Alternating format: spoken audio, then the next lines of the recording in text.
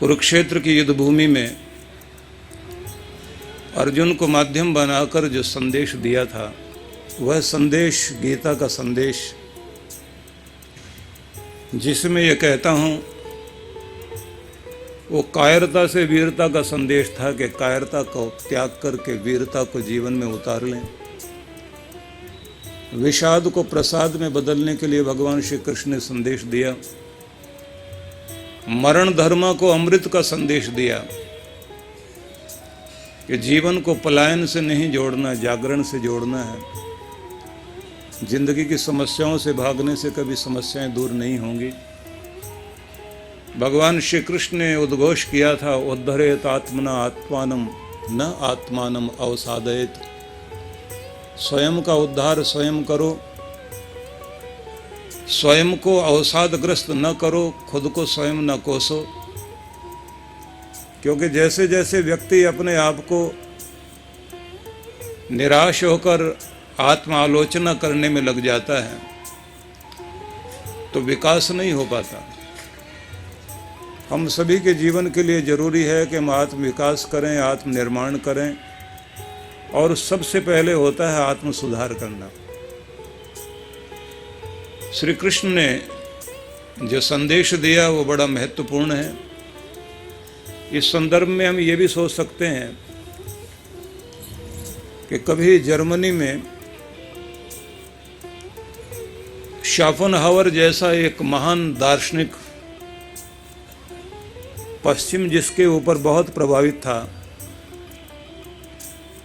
उसने उपनिषद को पढ़ा और गीता को पढ़ा और इतना ज़्यादा भाव विभोर हो गया कि पोथी को सिर पर रखकर सड़क पर खड़ा होकर नाचने लगा। तो लोगों ने उससे पूछा कि ऐसी क्या चीज़ है, कौन सी खुशी मिली जो आज आप इतना नाच रहे हैं? तो शोपेनहावर ने कहा था कि जैसे किसी निर्धन को, कंगाल को बहुत बड़ा खजाना मिल जाए तो अपनी खुशी कैसे प्रकट करेगा? नाचेगा और सारी दुनिया को बताएगा कि मुझे खजाना मिल गया। कि मुझे भी भारत के उपनिषद और गीता का संदेश एक महान खजाने की तरह मिला है, इसलिए नाचने को तैयार हो गया हूँ, नाचने के लिए उत्सुक हो गया हूँ। कि पश्चिम के धर्म ग्रंथ जो संदेश नहीं दे पाए, मुझे भारत के उपनिषद से और गीता से वो कुछ मिला। आप समझ सकते हैं कि भारत को भगवान श्री कृष्ण ने साधारण अमृत नहीं दिया, और केवल ये भारत के ही अमृत संदेश नहीं है, ये पूरे विश्व का है। लेकिन कृष्ण भगवान एक दृष्टि देते हैं, तद विद्धि प्रणिपातेन परिप्रश्नेन सेवया, कि तुम ज्ञानार्जन करो और गुरु के सम्मुख जाओ, लेकिन पाने का एक ढंग है। सबसे पहले उन्होंने कहा प्रणिपात, झुक जाओ, सिर झुकाओ, साष्टांग प्रणाम करने की पहली शर्त। और दूसरी बात कही परिप्रश्नेन, उचित ढंग से श्रद्धा भाव से जिज्ञासा करना सीखो, इसके जरिए से तुम पाओ। क्योंकि कहा गया है नहीं ज्ञानेन सदृशम पवित्रम इह विद्यते, ज्ञान के सदृश दुनिया में कुछ भी पवित्र चीज नहीं है। पावन करने वाली चीज अगर कुछ है तो केवल मात्र ज्ञान है। और धीरे धीरे जैसे जैसे हमारी आयु बढ़े तो हमारा ज्ञान भी बढ़ना चाहिए। ज्ञान बढ़ना मतलब समझ बढ़ना। जितने जितने हम समझदार होते जाते हैं उतना उतना हमारा दुख भी दूर होता है, और हम जो दुनिया में उलझे पड़े हैं उससे सुलझना शुरू हो जाते हैं। जिंदगी के धागे जितने जितने उलझे हुए हैं उतना उतना तनाव जीवन में बढ़ता जाता है, अशांति बढ़ती जाती है। परिणाम यह है कि हर घर में सुख और सुविधा के साधन बहुत होने के बाद भी सुखी इंसान नहीं दिखाई देता, क्योंकि समझदारों की कमी बहुत है। समझदार हो तो वो जानता है कि कहाँ उसे झुकना है, कहाँ विनम्र पड़ना है, कहाँ डांटना है, कहाँ डांट खाना है। कहाँ तालमेल मिलाना है और कहाँ तालमेल मिलाने की जरूरत नहीं है। खेत में, उपजाऊ भूमि में मीठे जल का एक कुआं, एक कूप निकल आए, पूरी धरती को हरा भरा कर देता है। तो किसी कुल में कोई एक समझदार आदमी हो तो उस कुल को तारता है, और केवल उसी भूमि के लिए नहीं, दूर दराज तक के लिए वो व्यक्ति शांति देने वाला बन जाता है। तो कृष्ण ये समझाना चाहते हैं कि ज्ञान से बढ़कर पवित्रता देने वाली कोई चीज दुनिया में नहीं है। हमारे जो प्राचीन ग्रंथ हैं, नीति ग्रंथों में थोड़ा सा आपको परिचय करा दूं। ग्रंथों की जो हमारी श्रृंखला है वो एक बहुत बड़ी श्रृंखला है। अगर हम वेदों से शुरू करें तो 4 वेद हैं, 4 उपवेद हैं, 8 वेदांग हैं, 4 ब्राह्मण ग्रंथ हैं। ब्राह्मण ग्रंथों से फिर आरण्य ग्रंथ निकले, आरण्य ग्रंथों के साथ फिर उपनिषद आए, उपनिषद के साथ में हमारे दर्शन शास्त्र हैं। दर्शन शास्त्र मुख्यतया 6 माने जाते हैं। उसके साथ में है उपनिषद। उपनिषदों की संख्या है लगभग 250, जिनमें आदि शंकराचार्य ने 10 उपनिषदों को स्वीकार किया, लेकिन 11वां एक उपनिषद और जोड़ दिया गया है। ईश, केन, कठ, मुंडक, मांडुक्य, ऐतरेय, तैतरेय, श्वेता, श्वेतर, छांदोग्य, वृद्धारण्यक, ये 11 उपनिषद हैं। फिर उसके बाद में आते हैं सूत्र ग्रंथ, फिर आते हैं स्मृति ग्रंथ। सूत्र ग्रंथों की बहुत बड़ी श्रृंखला है। फिर जब हम आगे सोचते हैं कि स्मृति ग्रंथ, तो आपने शायद इनके बारे में कम सुना है। स्मृति ग्रंथ लगभग इस समय 82 के लगभग उपलब्ध हैं, जिनमें आप लोगों ने एक नाम सुना होगा, मनुस्मृति। वो स्मृति ग्रंथ है, मनु की स्मृति। फिर एक है लिखित स्मृति, एक शंख स्मृति। ऐसे जो सूत्र ग्रंथ हैं उनमें पारस्क्रय गृह सूत्र, गोभिल सूत्र, आपस्तम गृह सूत्र, उनकी परंपराओं से फिर आगे जो है ये यज्ञ करना, विवाह संस्कार आदि में जो मंत्र जोड़े गए हैं उनका विनियोग किया गया, वो उनसे किया गया। मैं इसलिए बताना चाहता हूँ कि हमारे भारत की ग्रंथावली साधारण नहीं है। हम लोग ज़्यादातर एक आध ग्रंथ और उसमें से भी एक छोटी सी चीज पकड़कर उसी की कथा प्रवचन करते रहते हैं।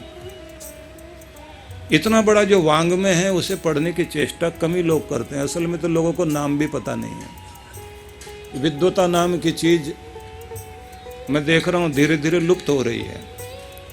ज़्यादातर नाच गाने में हम लोग रह जाते हैं, वास्तविक ज्ञान हम लोगों का बहुत पीछे जा रहा है। उसके बाद आते हैं हमारे 18 पुराण, महापुराण, उन्हीं के साथ में फिर 18 उप पुराण हैं। इन्हीं में फिर हम जानते हैं गीता को। गीता आपने जो सुना है, भगवान श्री कृष्ण की गीता, लेकिन इसी को के साथ साथ प्रसिद्ध होने वाली और गीता भी है। हालांकि मैं ये कहा करता हूँ कि जैसे पूरे संसार में गंगा एक है, दूसरी गंगा नहीं है, हिमालय भी एक है, दूसरा हिमालय नहीं है, तो पूरे संसार में गीता भी एक है, दूसरी गीता हो ही नहीं सकती। जो कृष्ण के मुख से प्रकट हुई वह अमृत संजीवनी, वो गीता है, वो कृष्ण संदेश है, कृष्ण वचन है, कृष्ण गीतिका है, कृष्ण कवित्व है। लेकिन अष्टावक्र गीता भी है। मैं जिन दिनों शुरू में हम लोग एक ही जगह बैठकर काफ़ी दिन प्रवचन कर लेते थे, अवधूत दत्तात्रेय की गीता के लिए मुझे कुछ चर्चा करनी थी, तो कुछ प्रेमी लोग थे, उन्होंने जोर लगाया कि अष्टावक्र गीता पर कहिए। 18 दिन उस पर चर्चा हुई, बहुत आनंद रहा। उसी तरह से फिर सह्याद्री की तलहटी में अवधूत दत्तात्रेय की गीता पर वहाँ चर्चा हुई, लगभग 11 दिन चर्चा चली। गीता पर जिस समय मैंने श्रीमद् भगवत गीता पर प्रवचन शुरू किए, हम लोग 80 दिन लगातार प्रवचन करते रहे, 700 श्लोक कैसे कहें। उस समय जी टीवी पर वो प्रसारण आता था सुबह सुबह। लेकिन आपको बताना चाहूँगा कि हंस गीता भी है, शिव गीता भी है, राम गीता भी, सीता गीता भी, गीता भी बहुत सारी प्रचलित हो गई। किस पर कौन सी चर्चा की जाए। थोड़ा और आगे बढ़ें तो आ जाते हैं नीति ग्रंथ। अब नीति में आपने जो विदुर नीति सुनी है, चाणक्य नीति सुनी है, तो ये नीति ग्रंथ जिनमें नीति की बातें हैं। अब क्योंकि मैं आपको सुनाने लगा था कि नीति ग्रंथ में कुछ संदेश, तो एक जगह जैसे भर्तृहरि के भी नीति संदेश हैं, चाणक्य के नीति संदेश हैं, विदुर की भी नीति है, बृहस्पति की भी नीति है, शुक्र की भी नीति है, कौटिल्य की नीति है। तो नीति शास्त्र भी बहुत सारे हैं। नीति से नैतिक होने के ढंग बताए जाते हैं कि अगर तुम नैतिक होना चाहते हो तो क्या करो। तो नीति ग्रंथ में एक संदेश है कि तुम्हारा एक आध्यात्मिक परिवार है जिसे तुम्हें कभी भूलना नहीं चाहिए। ये परिवार वो है कि जो जन्मों तक तुम्हारा साथ निभाता है और जन्म छोड़कर इधर उधर जाता नहीं है। इस परिवार से तुम्हें अपना संबंध जरूर जोड़ना चाहिए, मतलब इसे भूलना नहीं चाहिए। अब उसमें कहा गया धैर्यम यस्य पिता क्षमा च जननी शांति चिरम गेहनी। धैर्य को पिता बनाओ, क्षमा च जननी, माफ करने की जो ताकत है उसे माँ की तरह मानो, शांति चिरम गेहनी। और जैसे जीवन के लिए, जीवन यात्रा संसार में चलाने के लिए हर किसी को एक साथी की तलाश होती है, पति के लिए पत्नी और पत्नी के लिए पति, कि ऐसे तुम्हारा एक साथी जीवन साथी बन जाए, वो है शांति या शांत रहने का गुण। भ्राता मनः संयम, भाई भी चाहिए, मन का संयम, मन को कंट्रोल कर लेना, ये भाई है। सत्यम सुनुरयम, सत्य बेटा है। दया च भगिनी, दया बहन है जिसकी तुमने रक्षा करनी है। यहीं चलते चलते एक और बड़ा अद्भुत शब्द कहा गया, ज्ञानामृतम भोजनम। तुम्हारी जिम्मेदारी है कि हर दिन ज्ञान का भोजन ग्रहण करके ही प्रत्येक दिन को चलाओ। दिशोपि वसनम, सारी दिशाएं तुम्हारी अपनी हो जाएं। एते यस्य कुटुंबिनो वद सखे कस्माद भयम योगिनः। अगर ऐसे तुम्हारे संबंधी हो जाएं तो फिर तुम निर्भय हो। लोक और परलोक में तुम्हें कहीं डर नहीं हो सकता। काल तुम्हारा काल नहीं बन सकता, तुम काल के काल बन जाओगे, क्योंकि काल का काल महाकाल है, उसकी कृपा तुम्हारे सिर पर हमेशा रहेगी। फिर कोई दबाव नहीं, कोई तनाव नहीं। अब पूछा गया कि ये जो परिवार बताया गया, ये परिवार क्या है? तो समझाया गया कि जीवन यात्रा में सबसे ज्यादा अगर कोई चीज काम आएगी वो आपका धीरज है। जब भी दुख आता है तो सबसे पहले आदमी का धीरज डोलता है, पांव उखड़ने लग जाते हैं, आदमी कांपने लग जाता है, डोलने लग जाता है, हिम्मत छोड़ने लग जाता है कि पता नहीं मैं ठीक होऊंगा या नहीं होऊंगा, बीमारी जाएगी या नहीं जाएगी, मेरी गरीबी मेरा पीछा छोड़ेगी या नहीं छोड़ेगी, मेरी बेबसी कभी पीछे जाएगी या पीछे ही पड़ी रहेगी। इंसान सोचता है घर के अंदर कलह कलेश शुरू हो गई है, खत्म होने का नाम ही नहीं, या मुकदमेबाजी शुरू हो गई, पता नहीं कब खत्म होगी। तो धीरज छोड़ने लग जाता है, और जब धीरज छोड़ने लग जाता है तो समझ लेना चाहिए कि इंसान के ऊपर दुख तभी हावी होता है जब वो धीरज छोड़ता है। और जब तक उसकी हिम्मत बनी रहती है तो ये ध्यान रखना, जब तक जीतने के लिए तैयार रहता है वो बीमारी को भी जीत लेगा। इसलिए मैं एक बात कहा करता हूँ कि भले ही हार जाना, लेकिन हार मानना मत।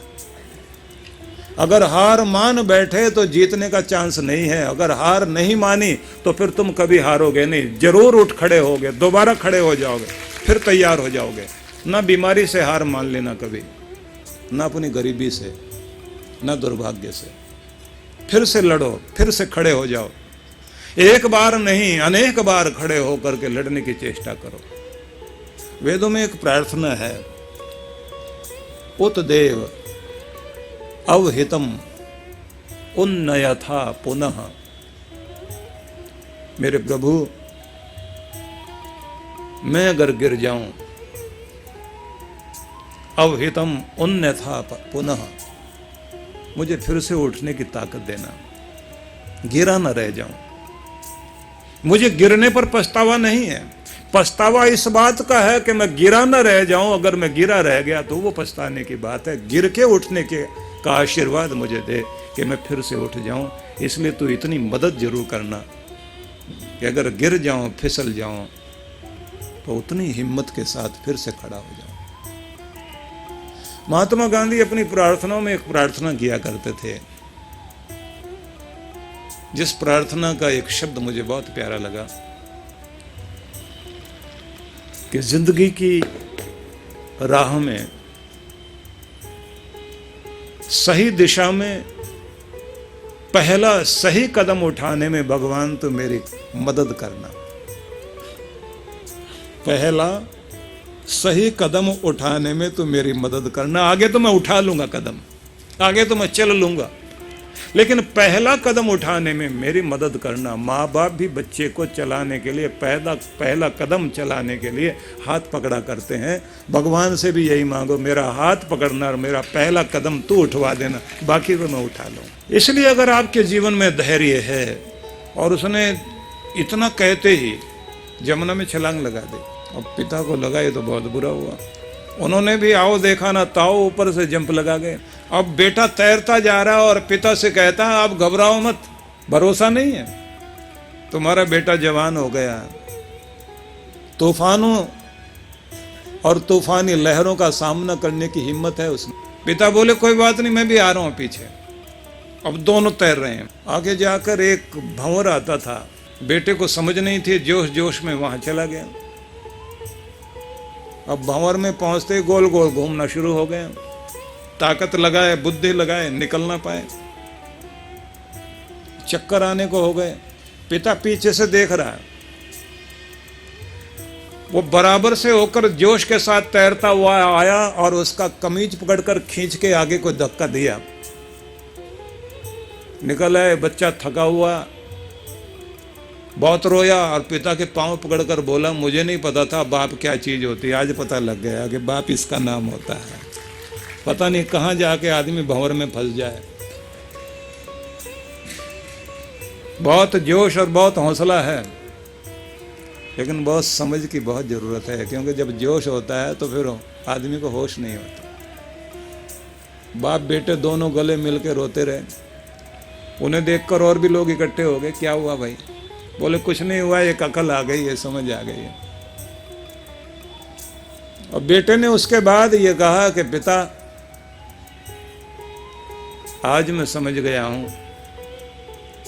कि बेटा कितना भी बड़ा हो जाए लेकिन वो बाप से छोटा ही होता है। उसे सीखने के लिए पूरी उम्र पड़ी रहती है, उसे सीखना चाहिए। न जाने जिंदगी का भंवर कहाँ आ जाए।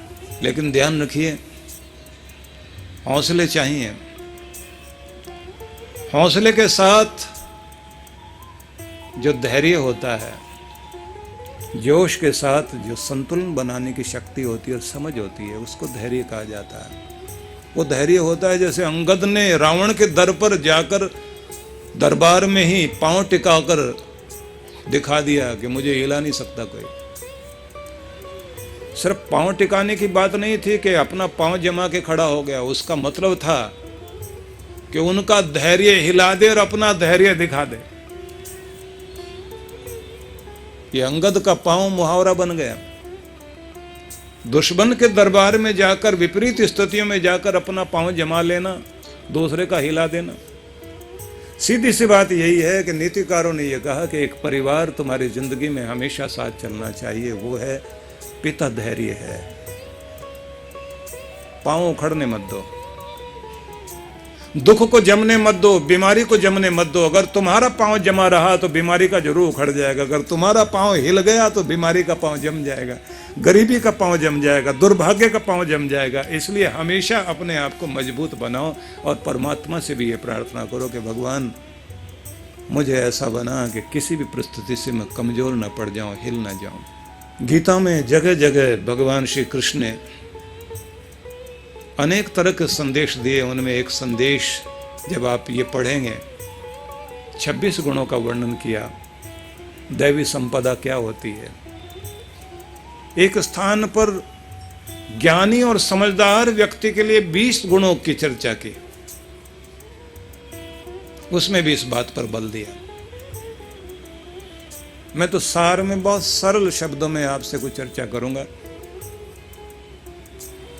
और मैं ये कोशिश करूंगा कि जो बात मैं कहूं वो आप तक ठीक से पहुंच सके।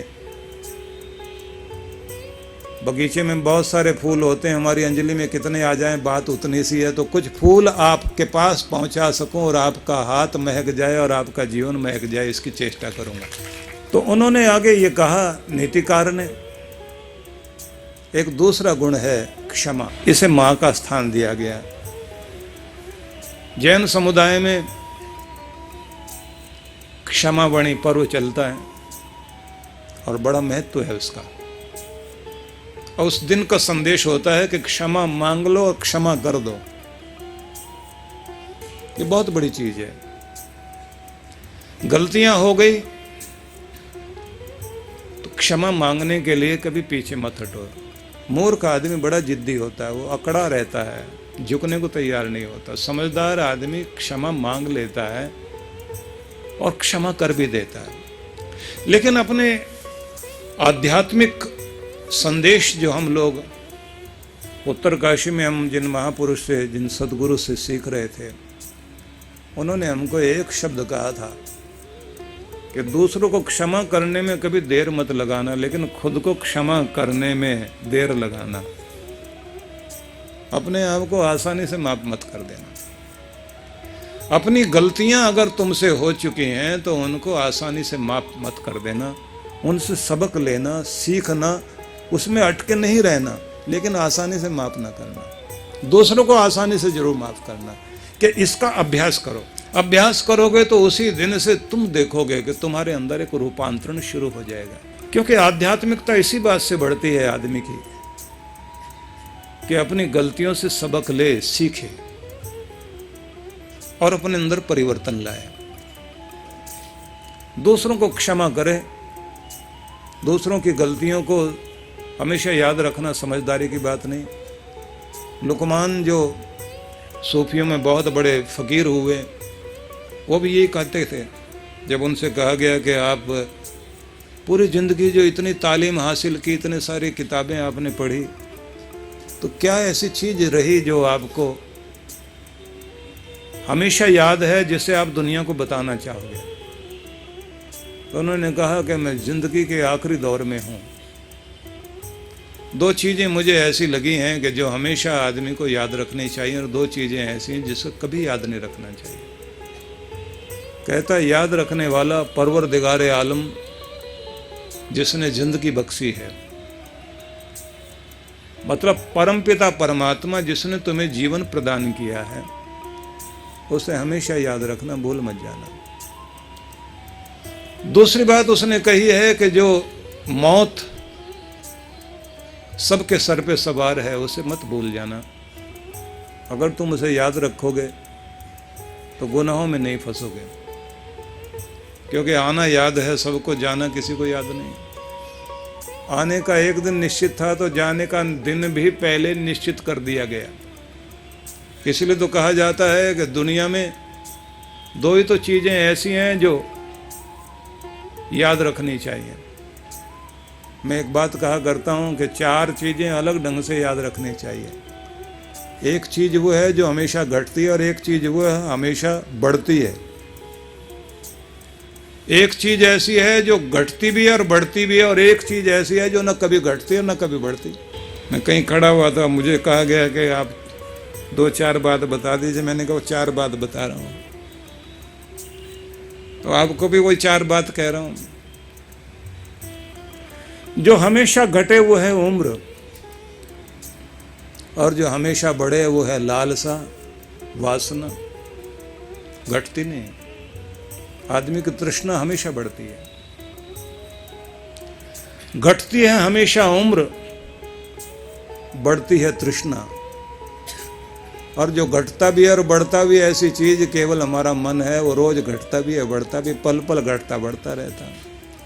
पर एक ही चीज दुनिया में ऐसी जो न कभी घटती है न बढ़ती, एक ही जैसी रहती है, वो है विधाता का विधान, जिसे कोई बदल नहीं सकता, उसको कोई चेंज कर ही नहीं सकता। तो लुकमान ने कहा कि मेरे हिसाब से तो दो ही चीजें याद रखनी चाहिए। एक तो वो जिसने तुम्हें जिंदगी दी है, तुम्हें जन्म दिया, वो परमात्मा है। और दूसरा जो मौत तुम्हारे काल तुम्हारे सिर पे सवार है, भूल मत जाना, ठीक इंसान बने रहोगे।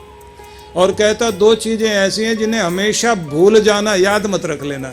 एक तो किसी के ऊपर एहसान किया हो तो याद मत रखना, और एक किसी ने तुम्हारा बुरा कर दिया हो तो उसे भी याद मत रखना। और अजीब बात यह है कि दो ही चीजें ऐसी जो हमेशा याद रहती हैं।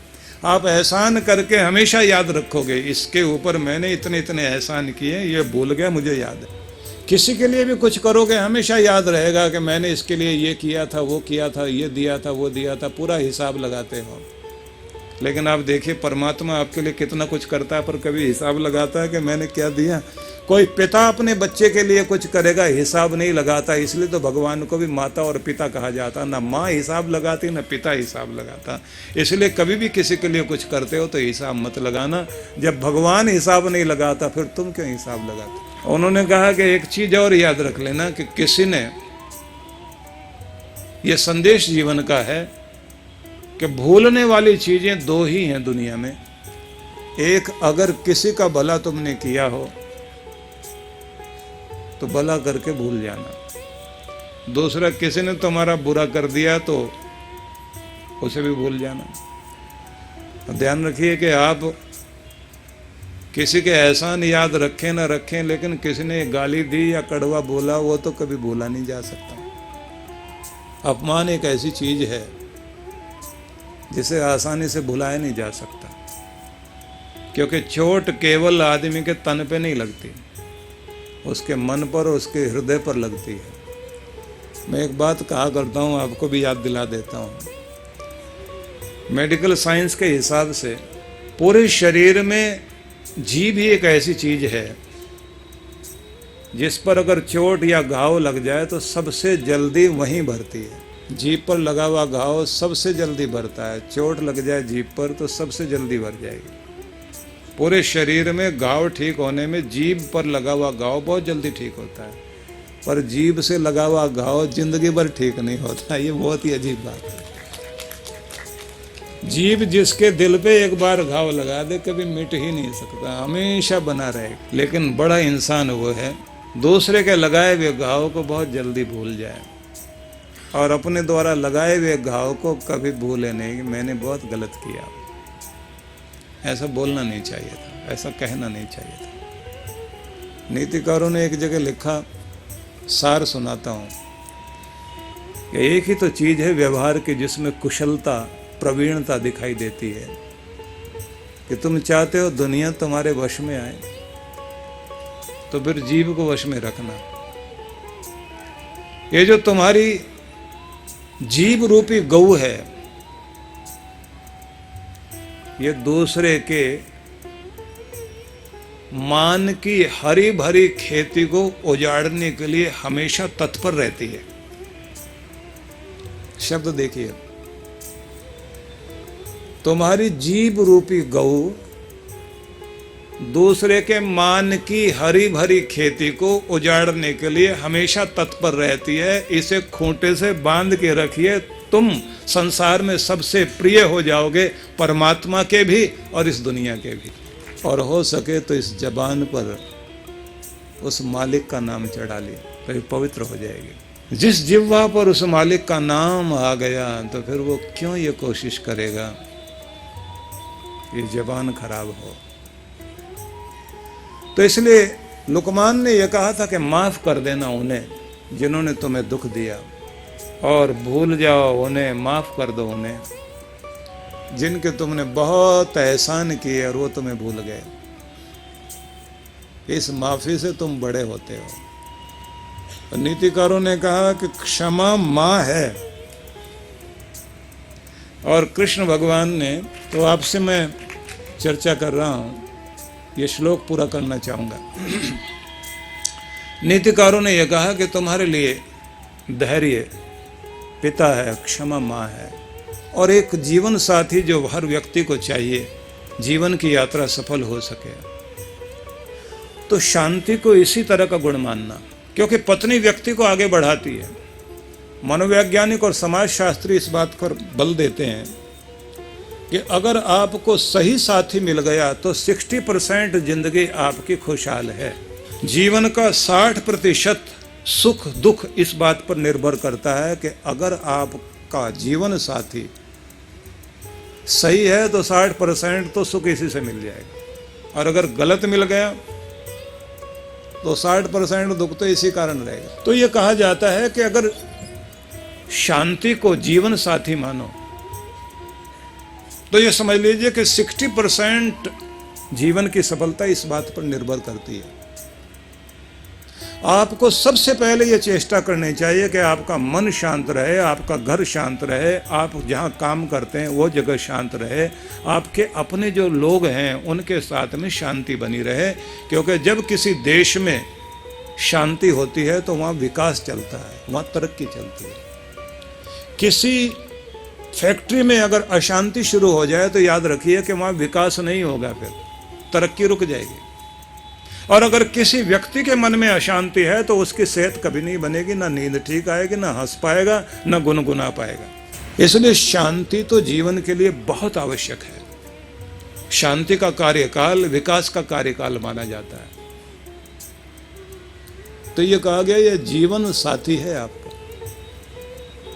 इसे इस लोक से परलोक तक लेकर जाओ, इस जन्म से लेकर के उस जन्म तक लेकर के जाओ कि तुम्हारे अंदर एक खास गुण होना चाहिए, वो है शांति। और ये शांति ऐसे नहीं आती। वैसे तो मंत्र जो आप पाठ करते हैं ना उसमें एक शब्द है शांतिरेव शांति, सा मा शांतिरेधि, आप पाठ करते हैं ना। देव शांति, अंतरिक्षम शांति, पृथ्वी शांति, आप शांति, हृदय शांति, वनस्पति शांति, विश्वे देवा शांति। देवलोक से शांति आती है, अंतरिक्ष से शांति आती है, मतलब सूरज शांति देता, चांद सितारे शांति देते हैं, ये धरती शांति देती है, जल से शांति आती है, औषधियों से शांति आती है, वनस्पतियों से शांति आती है, मतलब अन्न से शांति आती है, मसाले वगैरह सब्जियां खाते हैं वो भी आपको शांति देती हैं। और आगे जो कहा गया है विश्व देवा शांति, सारे देवगण देव शक्तियाँ आपको शांति देती हैं। ब्रह्म शांति, और परमात्मा भी क्या देते हैं, वो भी शांति देते हैं आपको। और एक अद्भुत शब्द है शांति रेव शांति, शांति शब्द भी शांति देता है। कितनी भी अशांति हो रही हो आप एक बार ये कहना शुरू कर दो शांति शांति शांति शांति शांति, शांति होनी शुरू हो जाएगी। सा शांति माँ यदि, वह शांति मुझे प्राप्त हो जाए जो मन में, वचन में, कर्म में, देवलोक में, अंतरिक्ष में, पृथ्वी में सर्वत्र बसी हुई है। क्योंकि शांति से मुस्कुराहट आती है। मन शांत हो तो मुस्कुराहट आती है। हालांकि मैं एक शब्द कहूँगा, कहते हैं किसी ने पूछा खुशी से कि तू आ बैठ दिल में कि इंसान मुस्कुराए, तू आ बैठ दिल में कि इंसान मुस्कुराए। तो आएगी तो इंसान मुस्कुराएगा, क्योंकि किसी के हृदय में खुशी होती है तो चेहरे पर दिखाई देती है। तो उसने जो जवाब दिया कि तुम कहते हो कि खुशी आए दिल में तो इंसान मुस्कुराए, मैं कहती हूं कि तुम मुस्कुराए तो खुशी तुम्हारे दिल में आए। अगर तुम मुस्कुराओगे तो खुशी अपने आप दिल में आएगी। मुस्कुराने की आदत बना लो तो खुशी दिल में बैठ जाएगी। अगर मुस्कुराने की आदत ही नहीं है तो खुशी दिल में टिक नहीं पाएगी। लेकिन ये भी याद रखना, खुशी टिकेगी तभी जब आप शांत रहना सीखोगे। इसलिए एक नियम अपना लीजिए, सुबह सुबह मौन होना, शांत सहज होना, भगवान का नाम स्मरण करते करते एक प्रार्थना कहना। अब प्रार्थना के शब्द सुन लीजिए, याद रह जाएंगे। मोटे मोटे शब्द बोलना। अपने प्रभु से हाथ जोड़कर ये कहना कि मेरे दाता, मेरे मालिक, मेरे प्रभु, मेरे भगवान, मेरा प्रणाम स्वीकार करो। तुमने आज का दिन मुझे दिखाया, तेरी बहुत बहुत कृपा। मेरा दिन मंगलमय हो, शुभ हो, मुझे आशीर्वाद दे। मैं तेरा बच्चा, आज इस दिन नाम लेना कि आज जैसे 13 नवंबर है 2013, 13 ठीक है ना। आज इस दिन इस शुभ वेला में मैं तुम्हारे सामने ये वायदा करता हूँ, संकल्प करता हूँ। संकल्प को हम सामान्य भाषा में वायदा कह लें। मैं आपके सम्मुख ये वायदा करता हूँ कि आज का दिन हंसते मुस्कुराते व्यतीत करूँगा। मधुरता को लबों पर और हृदय में स्थित रखूँगा। माथे पर शीतलता और शांति बनाए रखूँगा। मुस्कुराते हुए सधे हुए कदम से और सधी हुई गति से आज के दिन को व्यतीत करूँगा। मेरे कर्म शुभ कर्म हो सकें, मुझे आशीष दे। मेरे संपर्क में आने वाले लोगों को मैं वायदा करता हूं कि यह एहसास दिलाऊंगा कि मैं तेरा बेटा हूं, तुम्हारा भक्त हूं। ये लोगों को पता लगे, मेरे अंदर की इंसानियत जागृत होगी, शैतानियत नहीं। मैं आज अपने फर्ज पूरे कर सकूं, पूरी तरह निभा सकूं। भगवान मेरे अंग संग रहना, मुझे आशीर्वाद दे। ये प्रार्थना करके दिन की शुरुआत करके देखिए, आपका पूरा दिन शांति से भर जाएगा। और हड़बड़ाहट में दिन की शुरुआत मत करो और न लेजीनेस दिखाओ। धैर्यम यस्य पिता क्षमा च जननी शांति चिरम गेहनी, ये एक पंक्ति हुई। तो कृष्ण ये कहते हैं कि तुम 3 तरीके से ज्ञान प्राप्ति के लिए तत्पर हो। तद विद्धि प्रणिपातेन परिप्रश्नेन सेवया।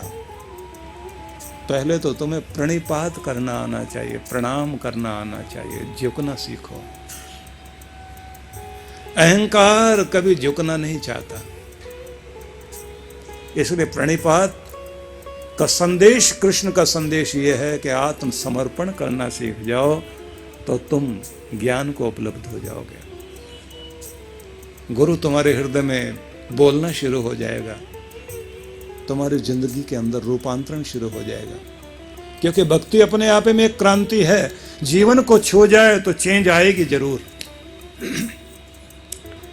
इसलिए जहां से मैंने चर्चा शुरू की थी वहीं संपन्न करते हुए कहना चाहता हूं, सेवा एक आधार बने, आत्मसमर्पण एक आधार बने, और सही जिज्ञासा। कहते हैं कि पूछने वाला पूछते समय 1 मिनट के लिए मूर्ख कहलाता है। पूछने वाला पूछते समय 1 मिनट के लिए मूर्ख कहलाता है, लेकिन जीवन भर के लिए समझदार और ज्ञानी हो जाता है। लेकिन अगर नहीं पूछेगा तो जीवन भर के लिए मूर्ख ही बना रहता है। इसलिए व्यक्ति को पूछने में कभी भी हिचक महसूस नहीं होनी चाहिए। हम लोगों का महीने में एक कार्यक्रम होता है जो अंतर्राष्ट्रीय स्तर पर हम लोग इंटरनेट पर आयोजित करते हैं। वो कार्यक्रम होता है कि पूरे देश से नहीं, विदेशों से भी पूरी दुनिया के लोग एक साथ प्रश्न करते हैं, और उस समय जो है मैं जो जैसे जैसे जिनका नंबर आता जाता है उत्तर देता जाता हूँ। तो बहुत सारे सवाल आते हैं। एक दिन एक सवाल आया और वो जवाब ना मैं दे पाया ना आप दे पाओगे। सवाल था कि हाँ और ना में जवाब दीजिए। पूछने वाले ने कहा कि ये सवाल मेरे बेटे ने मुझसे पूछा, मैं उसको क्या जवाब दूं कि गुरुजी आप बताओ। मैंने कहा सवाल क्या है कि मेरा बेटा मुझसे कहता है कि क्या आपको पागलपन के दौरे अब भी पड़ते हैं, हाँ या ना में जवाब देना। अगर कहें कि हाँ तो मतलब पागलपन जारी है। और अगर कह दिया कि ना, तो इसका मतलब अब तक पढ़ते थे, पागल थे, अब थोड़े ठीक हो गए। तो उसने जैसे ही ये सवाल कहा कि गुरु से पूछ के बताता हूँ, तो मैंने कहा मैं भी हाथ जोड़ लेता हूँ भाई। लेकिन प्रश्न वो जो व्यक्ति की जिंदगी को मुस्कुराहट से भर दें। कृष्ण कहते हैं कि प्रश्न करना सीख जाओ।